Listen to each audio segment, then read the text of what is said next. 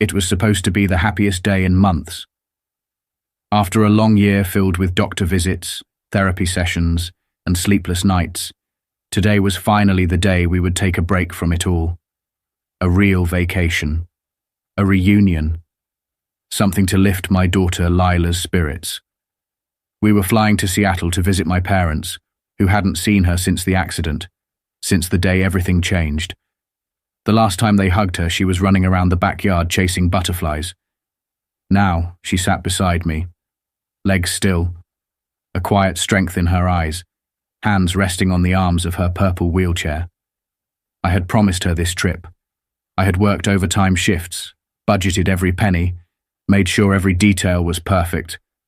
I wanted to give her something to look forward to, something to remind her that life, despite everything, could still be beautiful.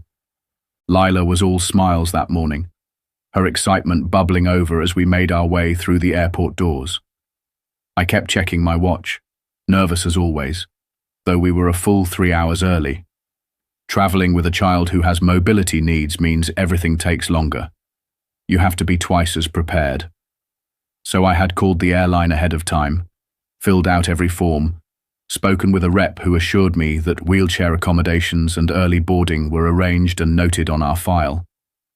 We rolled up to the check-in counter, where a woman with a crisp navy blazer and hair pulled into a tight blonde bun stood typing at her terminal. Her name tag said Monica, though her tone made it clear she had no interest in introductions. "ID and boarding passes," she said without even looking at us. I smiled politely, handed over our documents and explained, "We're flying to Seattle. I'm Alex Grant, and this is my daughter Lila. She uses a wheelchair and needs gate check access, and we've arranged for early boarding due to her medical needs." Monica finally looked up, eyes sweeping over Lila with a glance that made me instantly uncomfortable. "There's no note about a wheelchair here," she said flatly. "That's strange," I replied, trying to stay calm. "I called yesterday and spoke with someone in customer service. They said it was all taken care of." She tapped her keyboard harder. "Well, it's not in the system, and we're full today. We can't make room for special equipment if it's not already logged. Wheelchairs take up space we don't have." My throat tightened. "My daughter can't travel without it," I said. "She needs it. She has limited mobility from a car accident. She can only walk a few feet at a time." Monica raised an eyebrow and looked back at Lila. "She doesn't look disabled," she said with a shrug. "Can't she just walk to her seat?" I froze. The words hit like a slap. Lila gripped my hand, and I could see the tears welling in her eyes, though she said nothing. "She can walk a few steps with support, but she needs the wheelchair for the rest," I said quietly. "Please, this is already difficult enough." Monica rolled her eyes. "Everyone has a story these days. I see this all the time. People wanting special treatment. We can't just give out accommodations because someone says they need them." The line behind us was growing. I could feel eyes on us. Lila was trying so hard not to cry. I leaned in and said, "I'd like to speak to your manager." Monica crossed her arms. "He's busy. Look, you can check the chair as regular baggage or take another flight tomorrow." The audacity of it stunned me. I opened my mouth to protest again, but before I could speak, an older gentleman in line behind us stepped forward. "Excuse me," he said, his voice calm but firm. I couldn't help overhearing. "I'm a retired doctor. This young lady clearly needs her wheelchair. This treatment is unacceptable." Monica snapped, "Sir, please wait your turn." But the man didn't back down. "Number, I've practiced medicine for 30 years. That child is not faking, and you are failing your duty as a representative of this airline." Others in the line began murmuring in agreement. Monica's face reddened, but she turned without another word and walked briskly toward the back office. A few tense minutes later, she returned with a man in a dark suit, his name badge identifying him as Samuel Diaz, station manager. "Good morning," he said, his expression open but serious. "What seems to be the issue?" I explained everything from start to finish, our prior arrangements, Monica's refusal, the comments about Lila's disability. Mr. Diaz listened carefully, then turned to Monica. "We always accommodate passengers with disabilities," he said firmly. "It's not only company policy, it's federal law. Please process their check-in correctly and ensure early boarding is arranged." Monica's mouth was tight, her eyes darting around, but she gave a curt nod. "Yes, sir." She tapped our info into the system without another word and handed me our boarding passes. "Gate 14. Boarding in an hour," she said coldly. I thanked Mr. Diaz and pushed Lila toward security. We didn't say much, but I could tell she was still shaken. I bent down and whispered, "Don't worry about that lady. Not everyone gets it. But we're going to have a great trip, okay?" Lila nodded faintly, still processing. I knew we'd made it past the first hurdle. I just didn't know then that it was far from over. The hour at the gate passed quietly. Lila read a book. I paced. When our boarding group was called, a cheerful gate agent offered to help with the wheelchair, just as planned. Everything felt back on track. I got Lila to her seat, a front row spot by the window with extra room for her chair, and sat beside her, exhaling for the first time in what felt like hours. But just as I was reaching for her blanket, I heard that voice again. My blood ran cold. "Excuse me," said Monica. She was now in full flight attendant uniform, marching toward us down the aisle. "There's a problem with your seating," she announced loudly. "What problem?" I asked, confused. "These seats were arranged for my daughter's disability needs." Monica shook her head. "These seats are reserved for passengers who can assist in an emergency. Your daughter cannot help in an evacuation." "That's not how this works," I said, trying to keep my voice steady. "This isn't an exit row, it's the bulkhead row, specifically for passengers with disabilities. We didn't take these seats from anyone. They were assigned to us for a reason." Monica crossed her arms. "If you don't comply, I'll have to ask you to move to the rear of the plane, or you can leave the flight altogether." The words hit me like a hammer. Lila's hand found mine again, tighter this time. Her lip trembled. "Daddy," she whispered. "People are looking." I glanced around and realized every passenger near us had gone silent. Some were even filming. I stood my ground. "This is unreasonable. I'd like to speak to the captain." Monica didn't flinch. "The captain supports my safety decisions. You have two options. Move now or deplane." Before I could reply, she turned and called out, "Security." Within seconds, an airport officer appeared beside us. "What's going on?" he asked. Monica jumped in. "These passengers are refusing to comply with safety protocol and are being disruptive." I shook my head, incredulous. "That's not true. We were given these seats for a valid reason and now we're being targeted unfairly." The officer looked conflicted, glancing between us. "Sir," he said finally, "I think it's best if we step off and sort this out in the terminal." I felt the anger swell in my chest, but Lila was already crying, her shoulders shaking. The decision was made for us. As I gently helped her back into her wheelchair, a chorus of shocked voices began rising from behind. "This is outrageous," said one woman. "This is discrimination," added another. A man in a business suit stood up. "I'm an attorney. This violates the Air Carrier Access Act." Monica remained stone-faced. The officer gestured again. "Please, sir." My hands were shaking as I pushed Lila down the aisle. Some passengers stood. One called out, "We're getting off too." The scene was unraveling fast, but none of that mattered in that moment. All I could focus on was my daughter's tear-streaked face as we were escorted off the plane we had waited so long to board. The terminal was thick with tension as we waited near the gate, passengers still murmuring, some pacing, others visibly upset over what had just happened. I held Lila's hand while she quietly wiped her tears, trying so hard to be strong, even after such an unjust humiliation. Around us, a small crowd had formed. Passengers who had exited the plane voluntarily, others who had followed us to show support, and a few airline employees standing awkwardly nearby, unsure of how to react. I had barely caught my breath when Mr. Samuel Diaz, the station manager, reappeared, this time looking deeply concerned.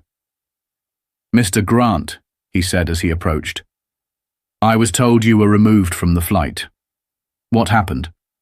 I personally approved your accommodations this morning." I took a deep breath, not trusting myself to speak at first. Then I laid out everything. Monica's accusations, her claim that the seats were unsafe for my daughter, her refusal to let us fly despite everything being cleared. Mr. Diaz's expression hardened as he listened, each detail making his jaw tighter, his eyebrows lower. "That's not just inappropriate," he finally said. "It's illegal. I'm so sorry. This should never have happened.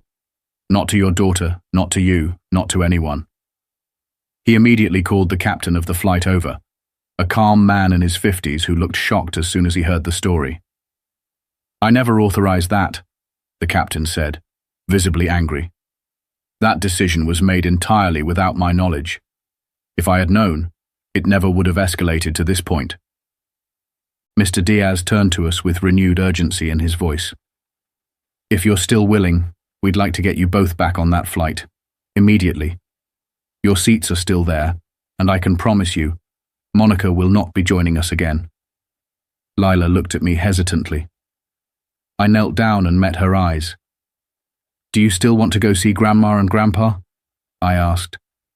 She gave a brave nod. "Yes, but I don't want that mean lady to come near us again." Mr. Diaz gave her a warm smile. "You won't see her again. She's been pulled from this flight permanently."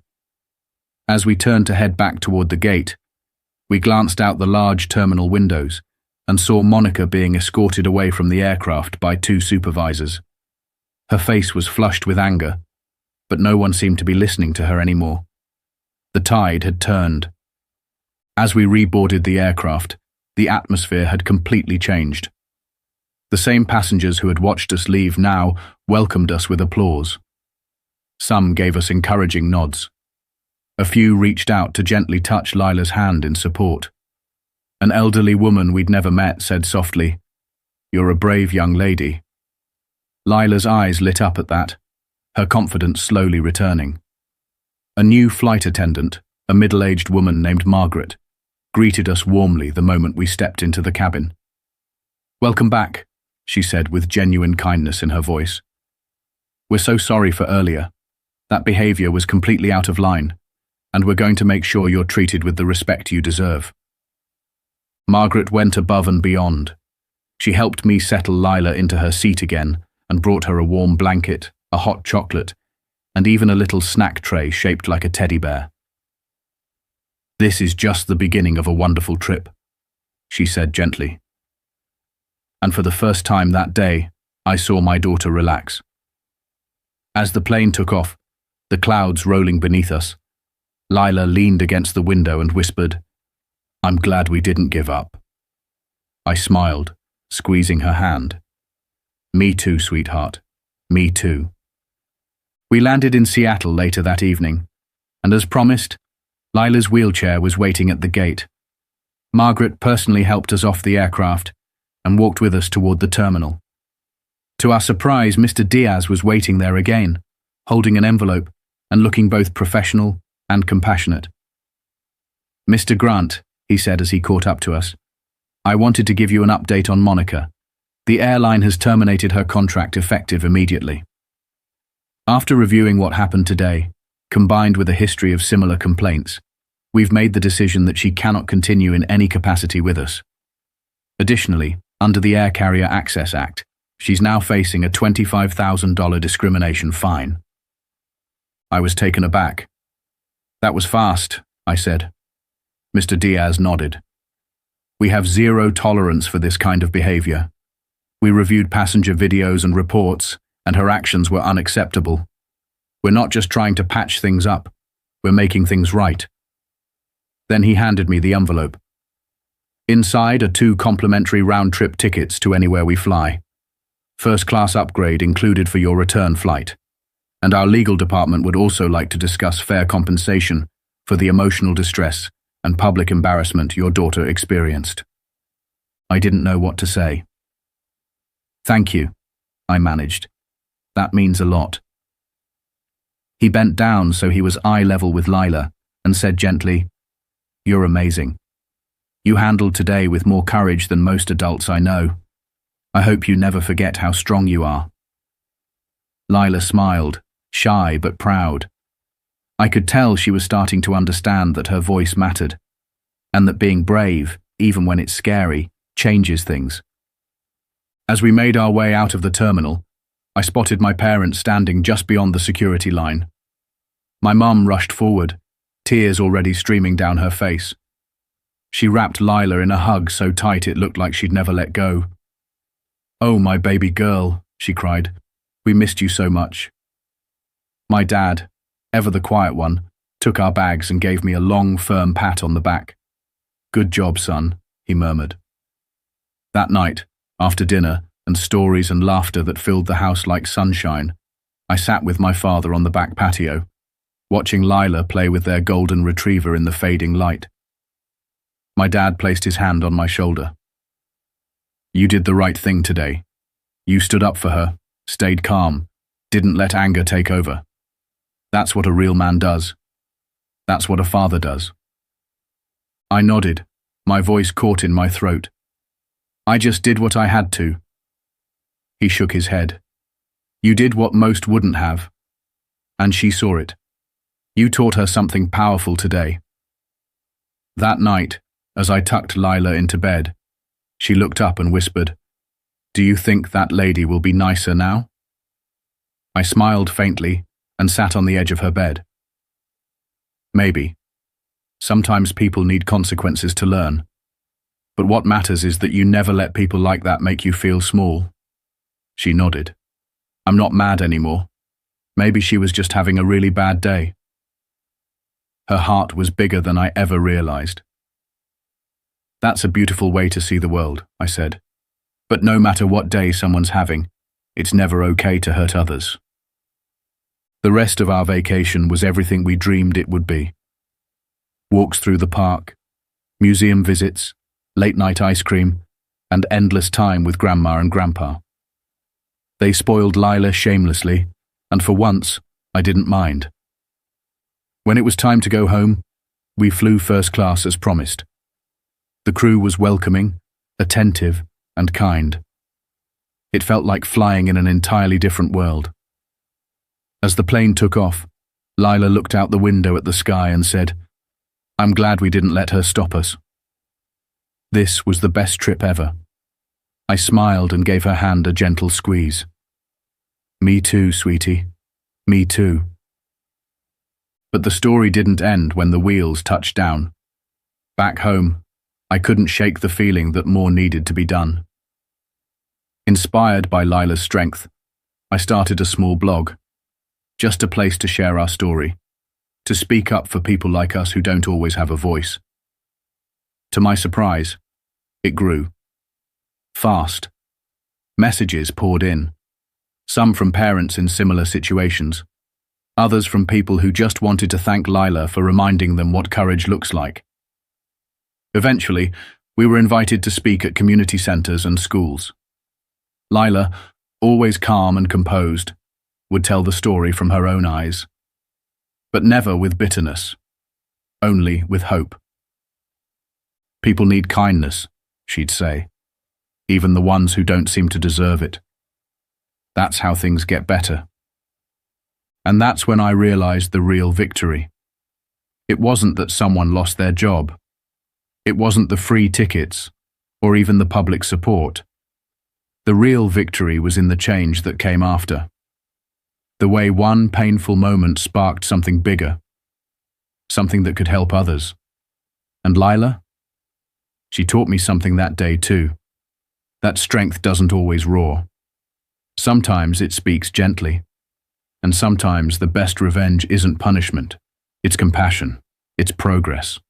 It's showing the world that love, dignity, and justice will always rise, higher than fear, higher than cruelty, and higher than any altitude a plane could ever reach.